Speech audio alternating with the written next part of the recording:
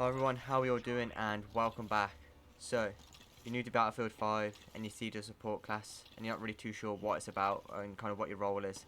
So let's jump right into it and get you all up to speed with it on how to play this class effectively and get the most out of it. So, the support class is sort of your jack of all trades class.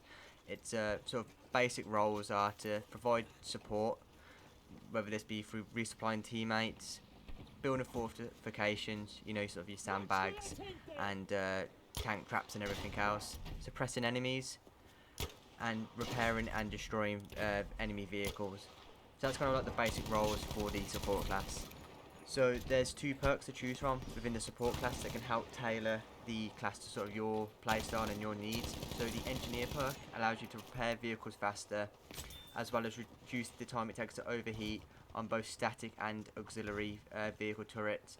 And the machine gunner sort of causes you to receive less suppression and create more suppression, and fully suppressed enemies become spotted for your team.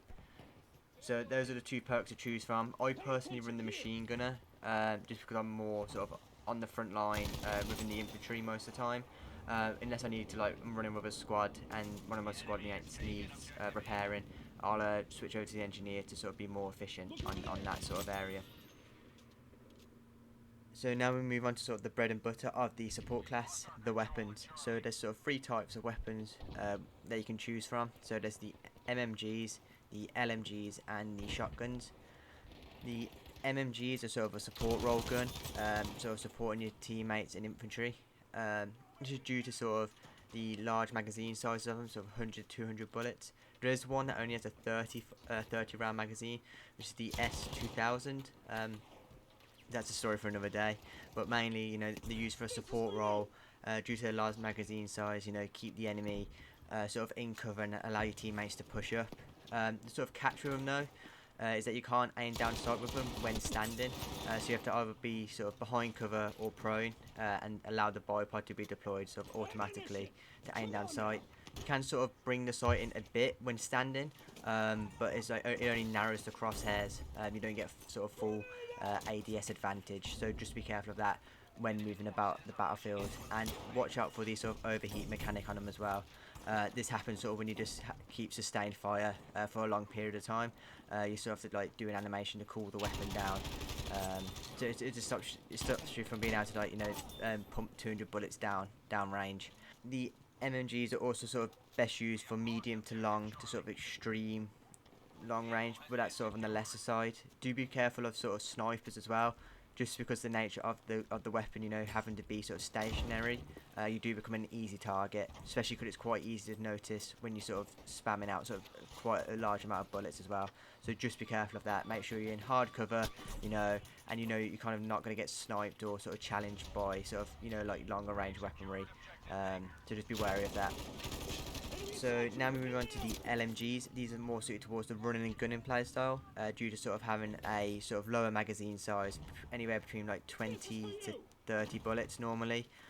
You can still sort of deploy bipods on them to get accurate fire, and different ones do have different rates of fire. You got the fast sort of fire LMGs and the slower rate of fire ones as well.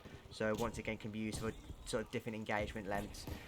And the BAR also has two different modes. The faster firing mode obviously sends bullets out quicker but has less damage, whereas the slower rate of fire mode has sort of a more punch to it, but obviously fires bullets a lot slower. That's the only sort of weapon LMG that has that, but that's just a quick sort of tip for you. So be careful of that, because it does make a difference over distance. So it's just something to look out for. But yeah, that's really it for the LMGs. So now we move on to the shotguns. Like any other game, used for sort of close to extremely close ranges, in tight sort of corridors and tight sort of situations. The shotgun, some of them really excel.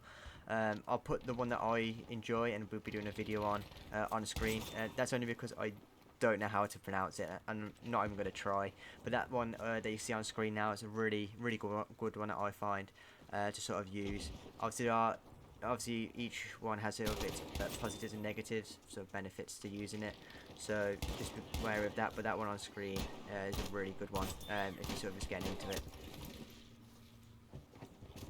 before we move on to the sort of talking about the gadgets and going into those, I just want to touch upon the ammo pouch versus ammo crate debate. Both have their sort of benefits and negatives to using them. But essentially, the ammo pouch resupplies your sort of primary and secondary bullets, and that's it. Whereas the ammo crate supplies the sort of gadgets as well, and your grenades.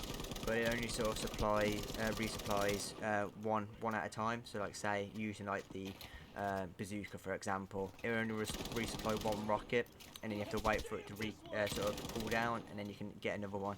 And the ammo crate has to be interacted as well with teammates, by the teammate, whereas the ammo pouch you can just sort of press your keybind and throw it at them. I do prefer the ammo pouch over the ammo crate just because with the amount of resupply stations around the battlefield, it's just easy to go over to one of those and grab them, and get sort of fully resupplied with like rockets and gadgets and everything else than having to, you know, wait for a cooldown. I mean, if it's on the floor and I'm running past it, I'll pick it up, but otherwise, you know, ammo pouch is pretty much the only time I'll use it, unless, you know, I know like the squads are kind of far away from a resupply station. I might run it, but 9 times out of 10 ammo pouch is the way to go for me personally.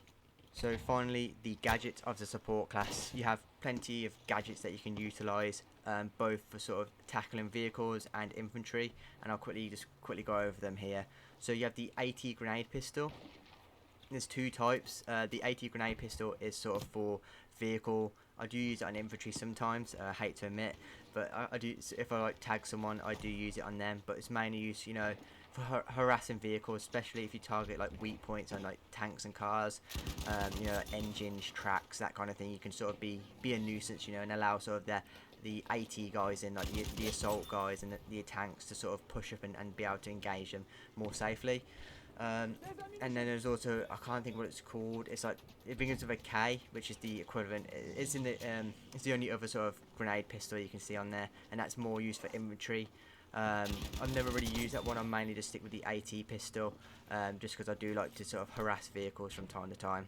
You also get landmines, which, you know, kind of same as previous Battlefield games. You know, just hide them on the ground. You know, put them in sneaky spots for unsuspected sort of tanks and cars to go over.